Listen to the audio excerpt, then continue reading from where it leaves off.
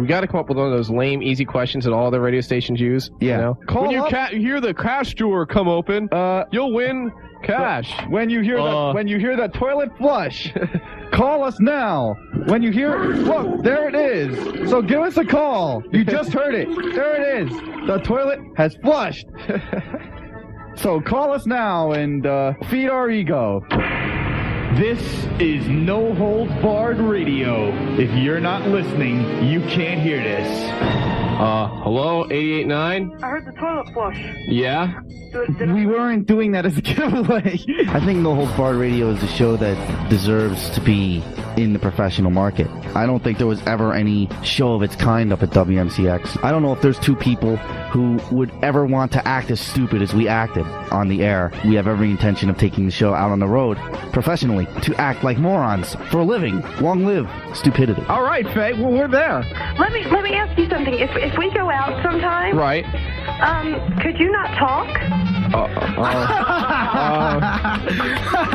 Because the other guy, he sounds like a putz. No Holds Barred Radio has just completely changed my life. I wanted to do radio, and the first day I came up here excited. I got on the radio by myself, and I was completely horrible. Then I met Damon Michael Fabrio, and radio has never been the same.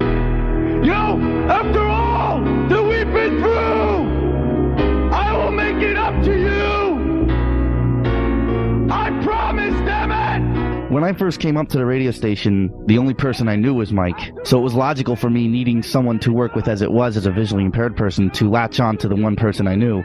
And unfortunately, it was him. We did a show that was just completely unique. I mean, it was a blind musician that could do anything on his keyboard, and this wacky guy from South Jersey that grew up in inbred land, and we came together, and I had these goofy ideas, and he had these goofy ideas, and he had the musical talent, and I had the writing talent, and we made this show. One of our big sticks is making fun of each other. All right. I don't appreciate the disclosure of personal information. What, do you have dandruff? I don't have dandruff. Damon, trust me, you have dandruff and it's really bad. Listen, okay? Try to help you out. I'm your friend. Yeah, you're my friend. We're friends. That's why we talk about it on the air. You destroyed any possibility of me getting a date in this century. Why don't we just do a parody about how every band doesn't want you on their band or something, or how you can't find a band? Damon, you were fired from several bands. Yeah, you want to know something? No, I didn't. I wasn't fired from them. I quit all those bands, just like I'm quitting this show. You could do the show on your own, okay? Damon's leaving. I'm leaving. I'm out of here. Here, you want to know something, Dennis? Dennis, here's to you. Out of here. I'm done. I'm out. You could do the show yourself. Well, Damon, do yourself a favor?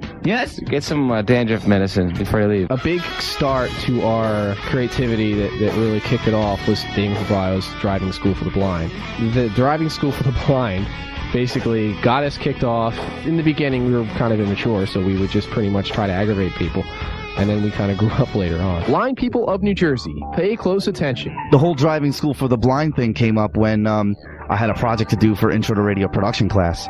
And I thought it would be really cool to make jokes about myself. Because I had been the butt of many blind jokes growing up, I've become desensitized by it. And I figured, what's the big harm about making a joke about blind people driving? Because blind people can relate to that. It's frustrating for all of us. So we wrote this commercial, and at the end of the project, we just looked at each other and said, this is good. Let's put it on the show. And I figured, well, hell, Eddie Murphy made black jokes, and Jackie Mason made Jewish jokes, and Damon Fabrio's going to make blind jokes. And next thing I knew, we were canned. Okay, Johnny, we're coming to a stop. Please hit the brake. No, wait, Johnny, the brake! The brake!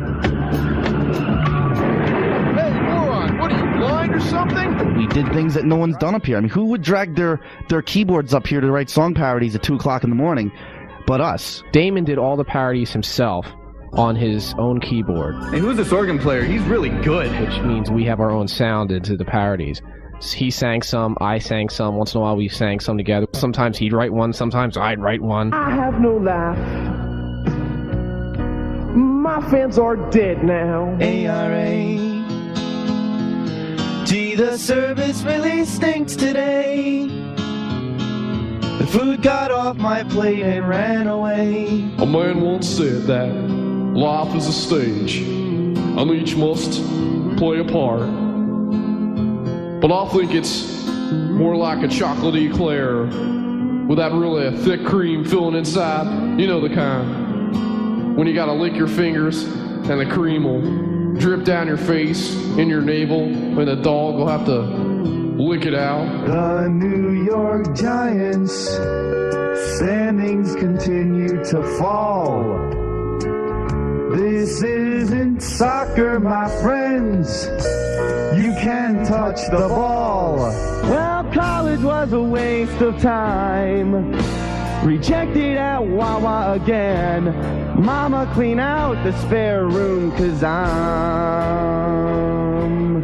I'm moving in. We had fake commercials, which are just the wackiest things ever. If your kid is a neighborhood wimp, we got Jimmy's Mega Soaker 690.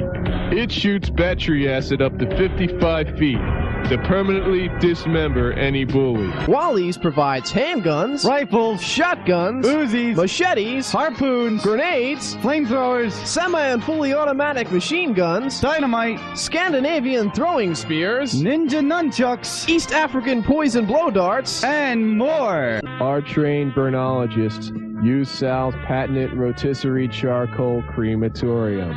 Since the rotisserie burner constantly turns, your hamster, mouse, or ferret feels little pain, as it is turned to fine black ash. The fans. I mean, I love the fans. The fans were amazing. Our phone calls, which basically how the fans participated on the show, were excellent. Of course, there were the goofy ones, and I think we let too many calls on the air that maybe we shouldn't have. We didn't know what to edit at the time. We thought, what the heck, let's just put it on the air. Eventually, when we become pro, which we are going to do, we're going to be able to figure out what's good, what's bad, and edit it off or just not air it at all. It gave us the opportunity to censor what was going on over the air, but in the same result, it was still live to the rest of the audience who didn't know. Our fans called the radio station with the hopes of us making fools of them. That was, I think, the whole intent of most of our phone calls, was that people knew we were going to rip them and they loved it. Hello, 889. What color underwear am I wearing? Hi, I don't know, but I gotta find out. Oh. Ah! All right, midnight after the show. Show up. I gotta see that body in those underwear. Oh, Okay. We'll see you up. then, lady. All right. Are they white jockey? Nope, sorry, out of here. Okay, let's try that's this one. rude, Mike. All right. Hello, 889. What color underwear am I wearing? Brown. I mean, after a few days, maybe. But not right now. Not yet. You're not wearing any. Yes! You win! You won a bouquet of flowers from the Oakhurst Flower Shop. Yes. Yes, because I'm not wearing any underwear as we speak. After dinner, I want to take you down to the basement and show you something. That's right. Congratulations, man. You won. Yeah. Woo, baby. I'm coming over, and you're going to find out firsthand, buddy. And by the time the show ended, there were many people who didn't want us to leave. All right. You guys. Come on, man, with the tears, please. Give me a break. Buddy, can you at least make the tears convincing? Yeah, you know? Come on. Jeez. I think the show should come back. I'm going to be here for a summer. We want to take the show out on the road, but there's things that still need to be done. I feel they need to be done here since I'm going to be here. It's my last semester on the air.